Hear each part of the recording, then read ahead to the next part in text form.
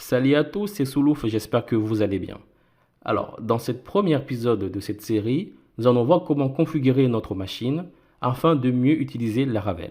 Là, comme tu peux le voir, je suis dans la documentation de Laravel dans la version 5.7.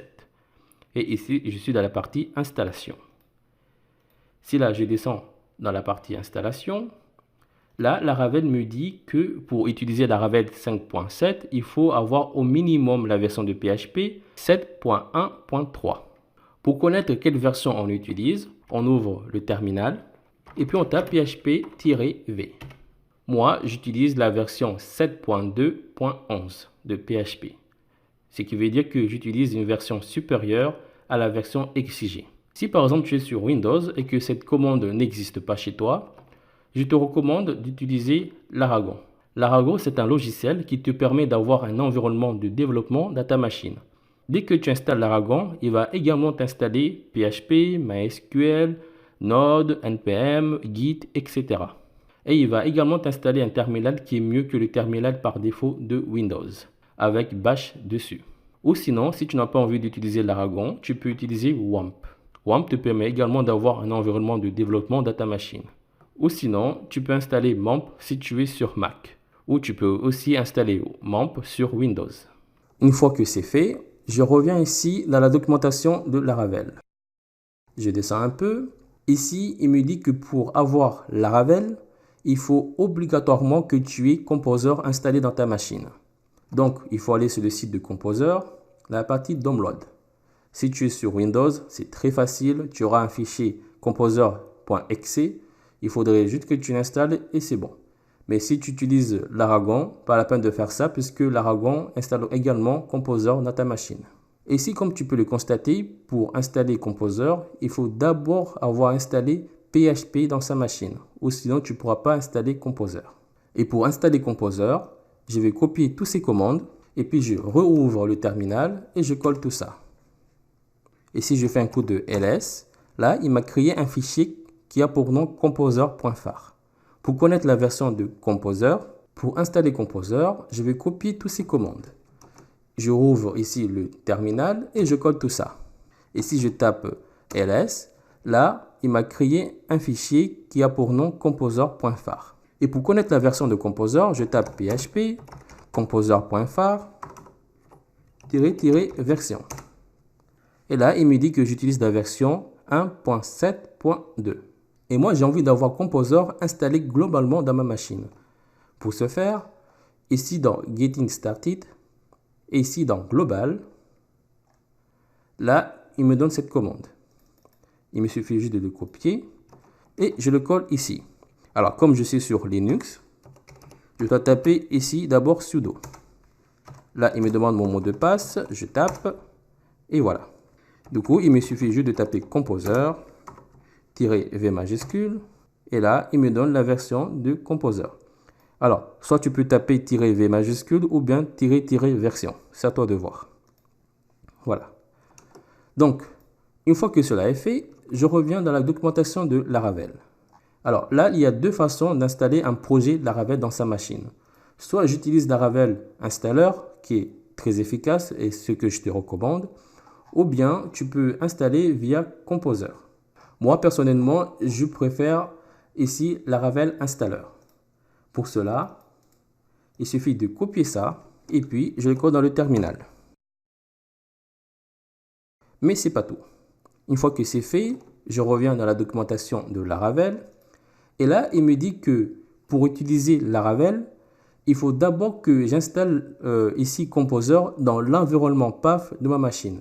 Alors, si je suis sur macOS, il faut que je colle ça dans le fichier de configuration de ma machine. Alors, pour ce faire, ici, je reviens dans le terminal.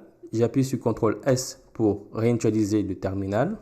Et puis, je tape V ou bien Vim pour éditer un fichier. Je tape ça pour aller à la racine de mon dossier personnel, suivi d'un slash. Et puis, il y a le fichier bash.rc, situé sur bash. Moi, personnellement, j'utilise ZSH. Du coup, ici, je tape ZSH RC. Ici, là, je rentre à l'intérieur. Et là, j'ai mis cette commande. Export path qui est égal ici, j'ai mis ce que Laravel m'a mis ici. Comme je suis sur Linux, du coup, j'ai collé ça et qui est égal à $path. Si tu fais ça, là, je reviens ici et que tu tapes juste Laravel, là, il te dit que Laravel a bien été installé. Très bien. Donc, je descends et là, il te dit comment créer tout simplement un projet Laravel. Je vais copier cette commande, je réactualise le terminal et je colle. Et là, c'est Composer qui va aller me chercher et installer directement mon projet Laravel. Là, c'est fait. Je réactualise le terminal, je tape ls et là, il m'a créé un dossier blog. Si je rentre à l'intérieur du dossier blog, je fais ls, il y a tous les fichiers et les dossiers de configuration de Laravel. Et pour connaître la version de Laravel que j'utilise, je tape php artisan-v majuscule. Et là, il me dit que j'utilise la version 5.7.9. Très bien. Là, je reviens en arrière. Alors, si tu as envie d'installer la version de développement, il faut taper la commande Laravel new. Je mets le nom du projet. Là, je mets Laravel dev --dev. Là, on entend. Je réactualise le terminal. Je fais ls. Là, il y a deux projets. Le projet blog et le projet blog dev.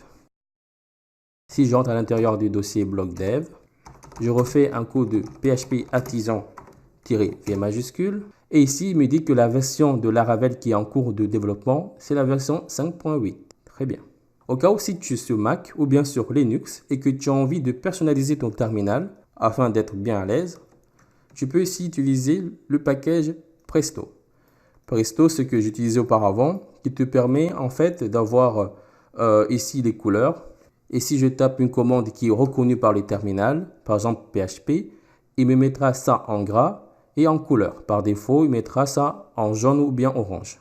Et si c'est une commande qui n'est pas reconnue par le terminal, il me mettra bien en rouge et bien en gras pour nous dire qu'on s'est trompé.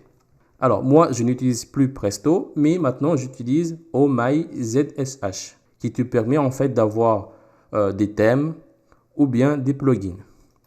Pour l'installer, ici tout en bas, tu peux l'installer via curl ou bien wget. Après, par défaut, tu auras le même thème que moi j'utilise ici. Là, je reviens en arrière et lorsqu'on va travailler avec Laravel, je vais utiliser ici le projet blog. Ce qui veut dire que je vais effacer le projet blog dev. Et pour aller dans le projet, j'ouvre une nouvelle fenêtre. Je tape blog.dev. Alors, c'est là, j'agrandis. Là, il me met une erreur 404. Alors, comme je suis sur Linux et que j'utilise Laravel Valley, ici, je vais dans la documentation de Valley Linux.